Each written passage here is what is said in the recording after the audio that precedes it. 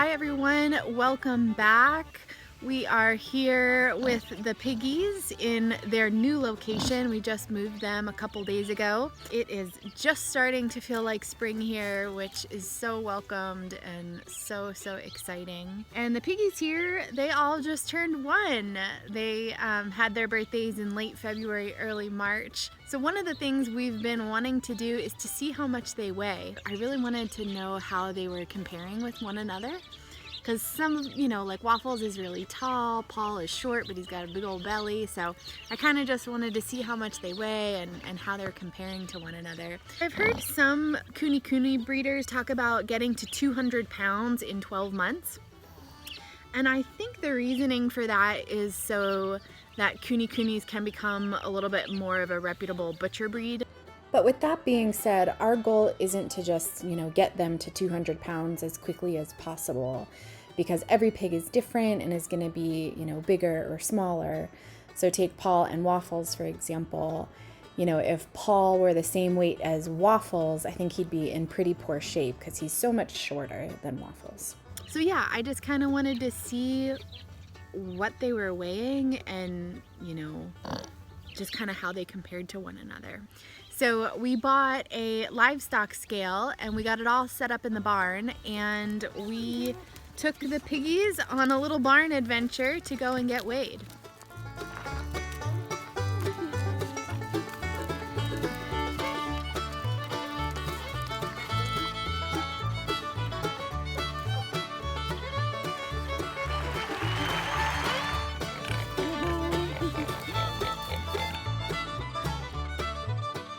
First up were the girls, and they followed me beautifully to the barn.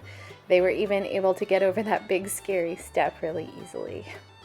So I was able to get Tunes into a stall and then guide Wilma up onto the scale, and Wilma came in at 175 pounds.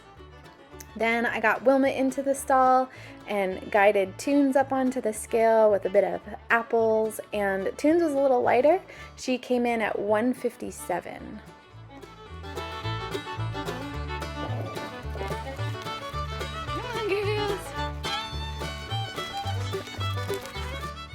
Next up were the boys, and slow and steady was their energy for the day.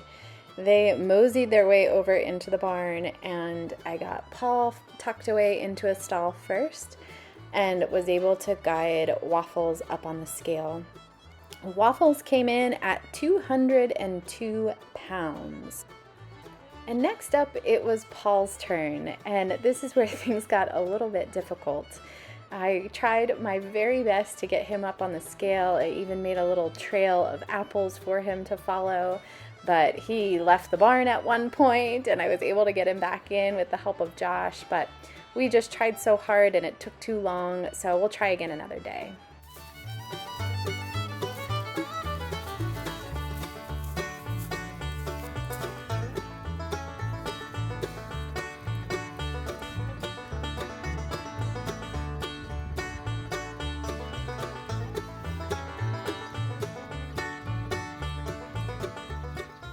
We had some successes, we had some failures. I thought he would be easy to get up there. I don't know why, maybe because he kind of likes to cuddle with me the most. So I thought that would translate to him following me up on the scale, but he was not having it. So we'll try again another day and see what he's at. It might not look like it right now, but the boys lately have just been really getting into it. They kind of start out just like wrestling and kind of roughhousing, pushing each other around, but then they do this thing where they stand with their heads like right next to each other and like kind of bite, and sometimes they just kind of like chomp, and it looks like they're just like grinding their teeth, but they start foaming at the mouth, and it just seems like they have a hard time kind of snapping out of it. And so I was talking to the breeder yesterday, the gal who we bought these pigs from. She's been doing this for a while and knows so much about pigs. And so I was asking her about it, and she mentioned, the coming of spring can have an impact, but also if the girls are in heat, then the wrestling will just intensify. And she said usually they won't hurt each other, but I've been just keeping an eye on them. And I had thought the girls were already experiencing heat cycles before this started, but actually just this morning I noticed that Toons, her vulva was kind of really swollen, and she had all hay stuck to her back end, so there was obviously like some moisture present as well. So either they are just starting to come into heat, or maybe their heat cycles are intensifying and strengthening, and maybe the boys' sex hormones are coming more online. I'm not sure, but I definitely think that's probably part of the whole wrestling match that they have a lot during the day. And I haven't noticed too many injuries that have come from it. I did notice this morning Waffles has just like, I don't know, like a little abrasion on his snout. And then Paul here, one of his wattles are really really firmly well connected to his face. But I noticed one of his wattles, it looks like it's just been chewed. It was kind of bloody and it just kind of looked a little mangled. So I'm not sure if like just a small portion of it came a little bit separate from his face, but he seems fine. I might put like a little like herbal wash on it just to make sure it's clean. But Paul here seems to be the one that instigates the wrestling the most, and he's the smaller one, so I would imagine if he was getting hurt, he would stop doing that, but he hasn't stopped so far. He definitely is the one that's instigating it a little bit more. The breeder did tell me to look and see if their tusks were coming in, because they might need to be trimmed, and I see them. They're not coming outside of the face at all, but I see them coming in right here, so not sure when we'll trim them, but we'll need to trim them at some point. Doesn't seem like they could be doing a lot of damage right now.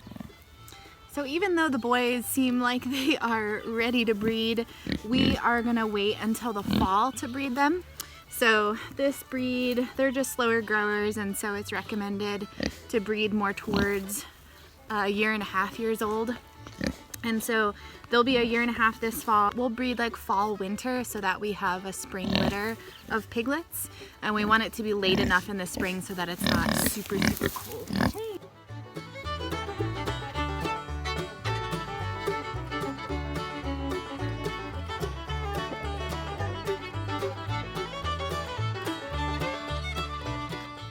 So until next time, I hope you all have a lovely spring, and we'll see you again real soon.